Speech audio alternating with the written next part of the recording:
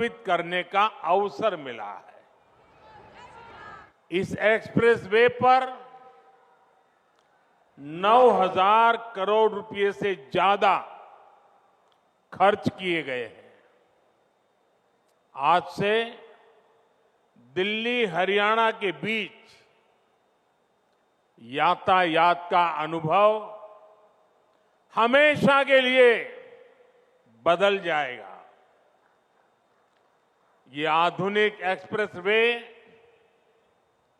केवल गाड़ियों में ही नहीं, बल्कि दिल्ली एनसीआर के लोगों की जिंदगी में भी गियर शिफ्ट करने का काम करेगा। मैं दिल्ली, एनसीआर और हरियाणा की जनता को इस आधुनिक एक्सप्रेसवे के लिए अनेक अनेक शुभकामनाएं देता हूं।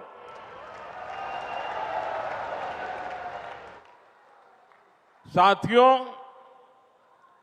पहले की सरकारें छोटी सी कोई योजना बनाकर छोटा सा कार्यक्रम करके उसकी डुगडुगी 5 साल तक पीटते रहते थे।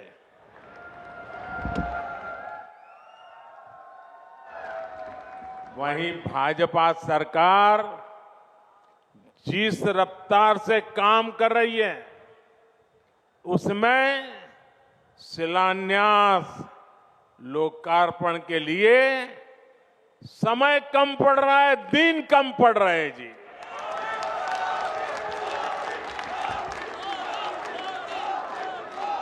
साल 2024 में ही, यहां के लोग तो ज्यादा समझदार है, आप सुनिए, 2024 में ही, यानी अभी 2024 का 3 महीना भी पूरा नहीं हुआ है, इतने कम समय में अब तक 10 लाख करोड़ रुपए की परियोजनाओं का या तो शिलान्यास किया है या तो लोकार्पण हो चुका है।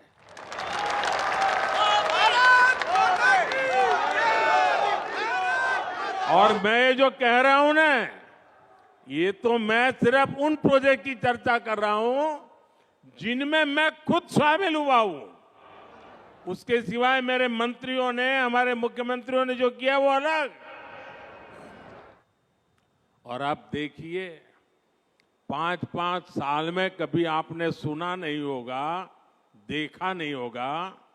2014 के पहले का जमाना जरा याद करिए।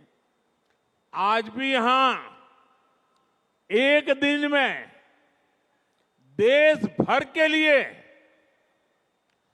1 लाख करोड़ रुपए से ज्यादा की 100 से अधिक परियोजनाओं का या तो लोकार्पण हुआ है या शिलान्यास हुआ है। इनमें दक्षिण में कर्नाटका, केरला, आंध्र प्रदेश के विकास कार्य है, उत्तर में हरियाणा और यूपी के विकास कार्य हैं, पूर्व में बिहार और बंगाल के प्रोजेक्ट्स हैं, और पश्चिम में महाराष्ट्र, पंजाब और राजस्थान के लिए हजारों करोड़ रुपयों के विकास परियोजनाएं हैं। आज जो लोकार्पण हुआ है उसमें राजस्थान में अमृतसर, भटिंडा, जामनगर कॉरिडोर की लंबाई 540 किलोमीटर तक बढ़ाई जाएगी। बेंगलुरु रिंग रोड के विकास के वहां ट्रैफिक की मुश्किलें काफी मात्रा में कम होगी। मैं पूरब से पश्चिम, उत्तर से दक्षिण सभी राज्यों के करोड़ों करोड़ों नागरिकों को इतनी सारी विकास की योजनाओं के लिए अनेक अनेक बधाई देता हूं। साथियों, समस्या और संभावना में केवल सोच का फर्क होता है और समस्याओं को संभावनाओं में बदल देना ये मोदी की गारंटी है।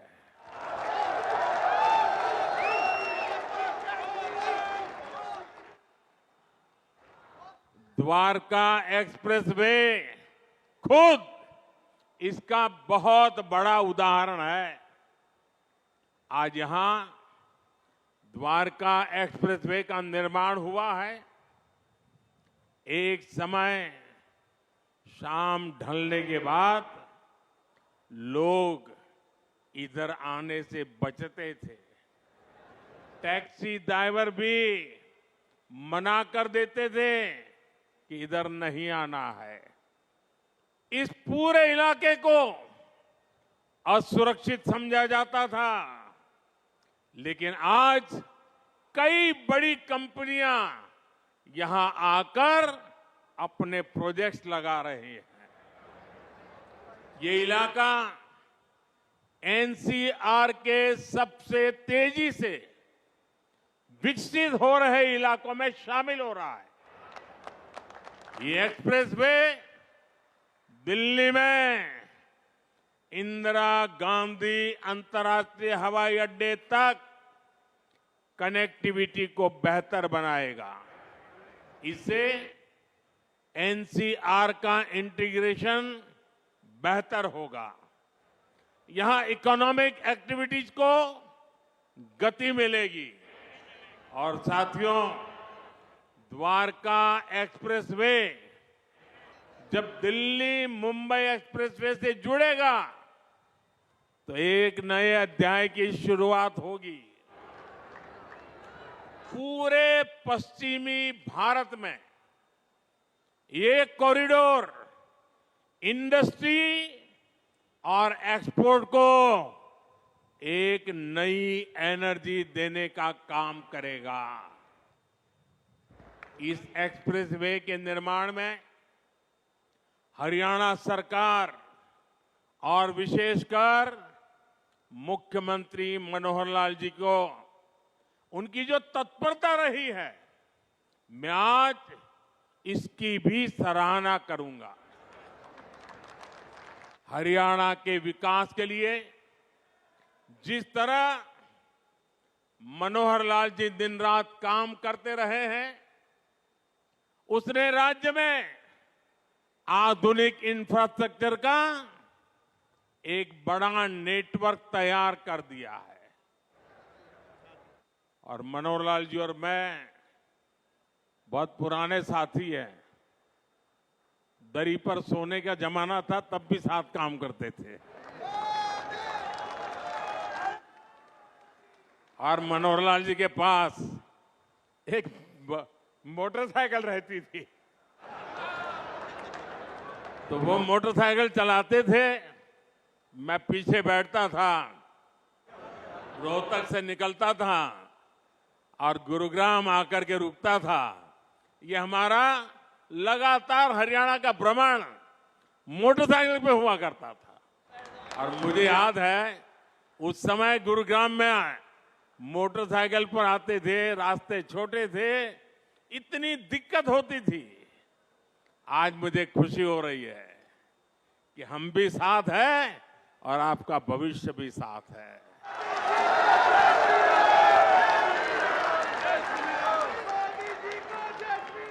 विकसित हरियाणा, विकसित भारत के मूल मंत्र को हरियाणा की राज्य सरकार मनोहर जी के नेतृत्व में निरंतर सशक्त कर रही है। साथियों, 21वीं सदी का भारत बड़े विजन का भारत है। ये बड़े लक्ष्यों का भारत है। आज का भारत प्रगति की रफ्तार से कोई समझौता नहीं कर सकता। और आप लोगों ने अब मुझे भली भांति जाना भी है, पहचाना भी है, समझा भी है। आपने देखा होगा, न मैं छोटा सोच सकता हूं, न मैं मामूली सपने देखता हूं, न ही मैं मामूली संकल्प करता हूं। मुझे जो भी करना है विराट चाहिए, विशाल चाहिए, तेज गति से चाहिए। इसलिए कि मुझे 2047 में हिंदुस्तान को विकसित भारत के रूप में देखना है। दोस्तों, आपके बच्चों के उज्जवल भविष्य के लिए जी जान से जुटे रहना है। जी,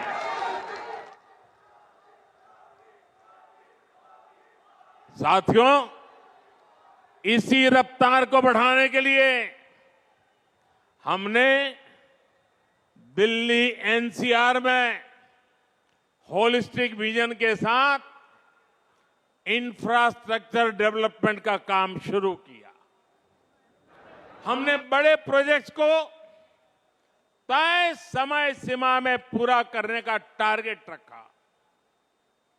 ये द्वारका एक्सप्रेसवे हो, पेरिफेरल एक्सप्रेसवे का निर्माण हो, ईस्टर्न पेरिफेरल एक्सप्रेसवे हो, दिल्ली मेरठ एक्सप्रेसवे हो, ऐसे अनेक बड़े प्रोजेक्ट्स हमारी सरकार ने पूरे किए हैं।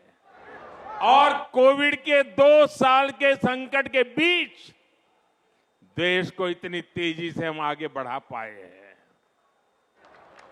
दिल्ली एनसीआर में पिछले 10 वर्षों में 230 किलोमीटर से ज्यादा नई मेट्रो लाइनें शुरू हुई है। जेवर में इंटरनेशनल एयरपोर्ट के निर्माण का काम तेज गति से आगे बढ़ रहा है। डीएनडी सोहनास पर जैसी परियोजनाएं भी निर्माण के अंतिम चरण में है। इन परियोजनाओं से यातायात तो आसान होगा ही, साथ ही दिल्ली एनसीआर की प्रदूषण की समस्या में भी कमी आएगी।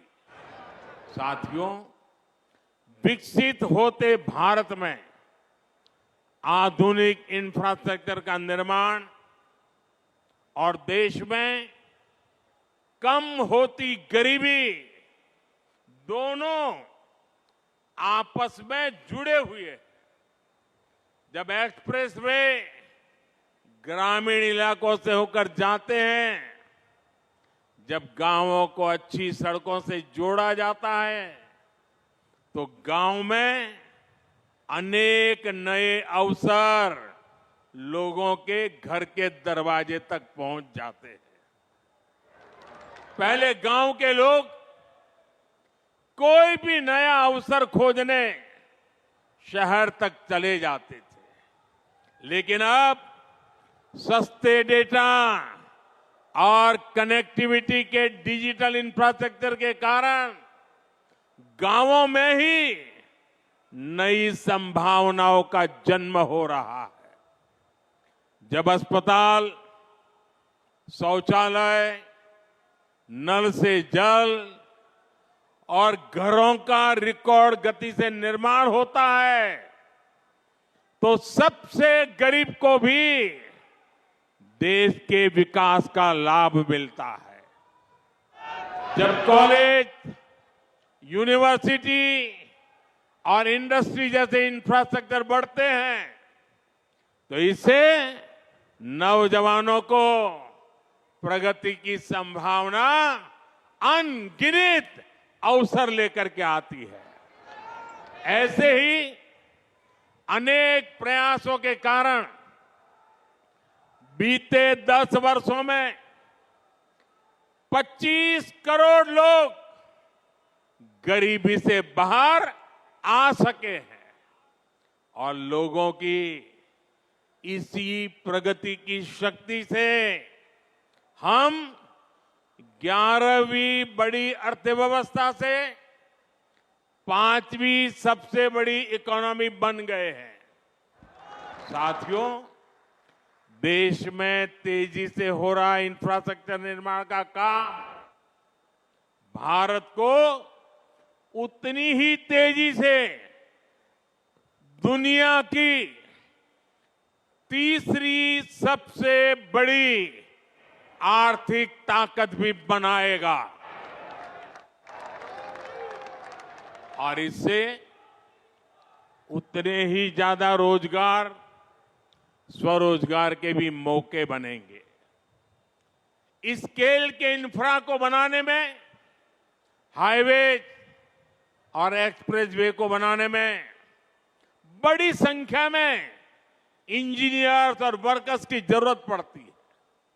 सीमेंट, स्टील जैसे उद्योगों को बल मिलता है, वहां भी बड़ी संख्या में युवा काम करते हैं।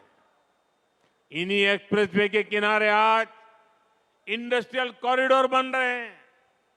नई कंपनियां, नई फैक्ट्रियां स्किल युवाओं के लिए लाखों रोजगार लेकर के आ रही है। इसके अलावा अच्छी सड़कों के होने से 2 व्हीलर और 4 व्हीलर इंडस्ट्री को भी गति मिलती है। इससे साफ है कि आज युवाओं को रोजगार के कितने नए अवसर मिल रहे हैं। देश के मैन्युफैक्चरिंग सेक्टर को कितनी ताकत मिल रही है। साथियों, देश में लाखों करोड़ रुपए के इन विकास कार्यों से सबसे ज्यादा दिक्कत अगर किसी को है तो वो है कांग्रेस और उसके गमंडिया गठबंधन।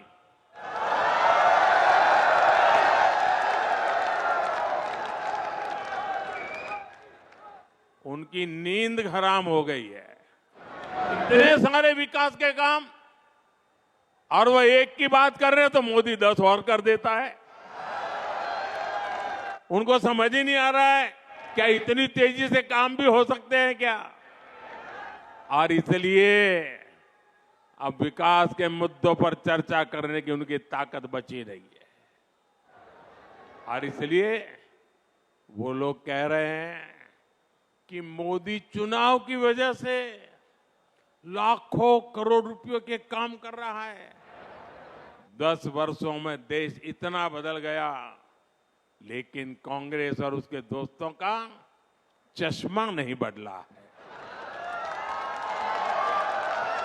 इनके चश्मे का नंबर अभी भी वही है, ऑल नेगेटिव, ऑल नेगेटिव।